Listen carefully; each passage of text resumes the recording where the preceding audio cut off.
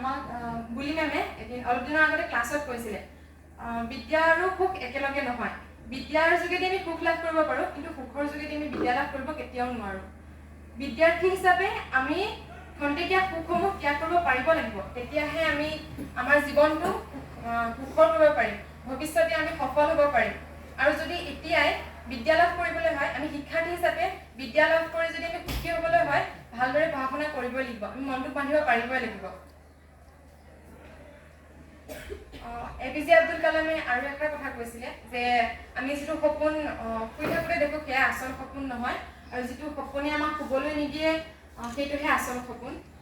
আজি এই কথাষাৰৰ আলম লৈ হয়তো মোৰ এগৰাকী প্ৰিয় শিক্ষয়িত্ৰী আছিলে প্ৰেমলতা শৰ্মা বাইদেউ। আজি হঠাৎ মই যেতিয়া বাইদেউক সোমাই অহা দেখিলোঁ, হঠাৎ মোৰ শিক্ষয়িত্ৰীগৰাকীলৈ মনত পৰিলে, কাৰণ তেওঁ মোৰ আটাইতকৈ প্ৰিয় আছিলে। অলপ দিনৰ আগতে তেওঁ আমাৰ মাজৰ পৰা গুচি গ'ল।